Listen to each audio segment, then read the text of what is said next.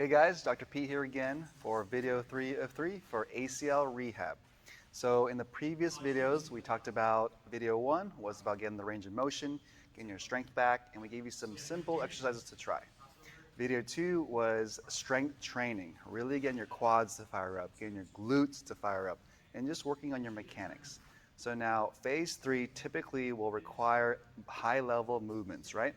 A lot of the questions we get are, hey, I've strengthened, I've gone to the gym, my muscles are really good, but I don't feel like I can move. I don't feel like I can get back to my sport. Let's say someone's a basketball player or even a runner. They're trying to get back to their sport and they just don't feel like they're able to get back. So again, the first step, as we always recommend, is go see a physical therapist or a movement expert that can definitely analyze your movement, suggest some things to work on, coach you on proper movement, and I would definitely start there, okay? So let's say you don't have access to that right now. We're gonna give you some basic tips to work on at home, okay? All right, so again, we're assuming Salisa's quad strength is pretty much normal. It's equal to the other side. Her glutes are very strong now, so now we have to load the area to make sure that she's able to handle life and sports activities, right? All right, so the first movement that you can test on yourself and train yourself with is a jumping movement. So we'll just start here, going face this way. So the first step is literally, you've been doing a lot of squats, you've been strength training, right? So let's start with just a jump and then a land. Just try to learn how to absorb the shock from your body as it lands. Okay, so there, jump and land. Perfect. Let's do 2 more of these. So same mechanics apply to everything we've done so far, okay? You want to always first try to bend at the hips. That way your glutes are the first muscles to engage and absorb the shock. And number 2 is you don't want your knee to angle inward, as that could potentially stress the ACL a little bit more, okay? Perfect. So start with a double leg jump.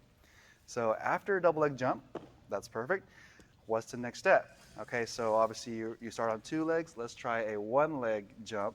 So you're here, so jump and then just land and try to absorb the shock. All right, this is a little bit more challenging, and even high-level athletes have a hard time with this. So if you can do this, your risk for re-injury, it becomes much less.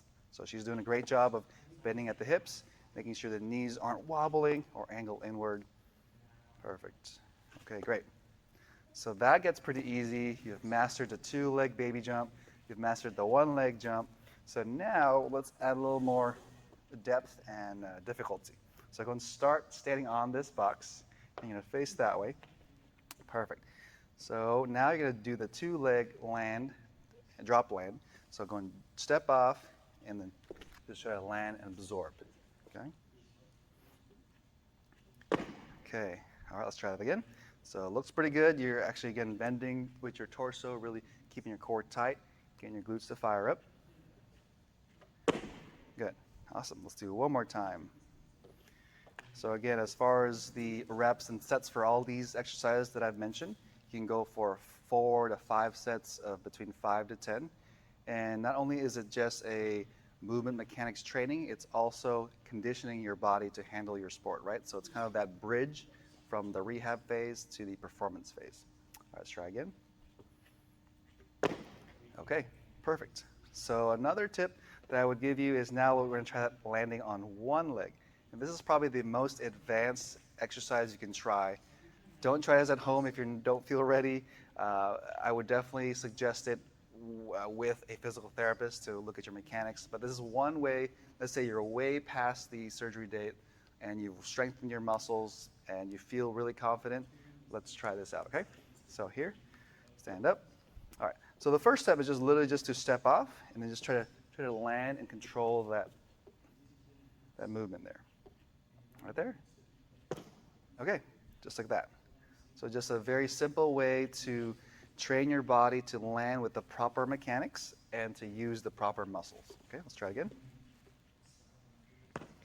Okay, perfect. Again, I would only recommend this if you feel like you have proper strength in your quads, your glutes, your mechanics are looking good from the previous videos and exercises.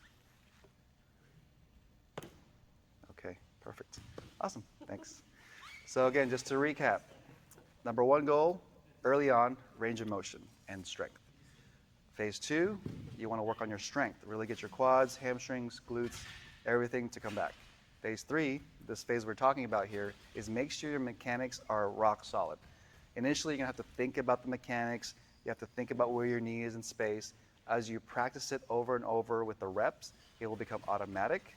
And once your movements become automatic, whether you're jumping, cutting, sprinting, when they become automatic with the optimal form, your risk for re-injury goes way down, okay?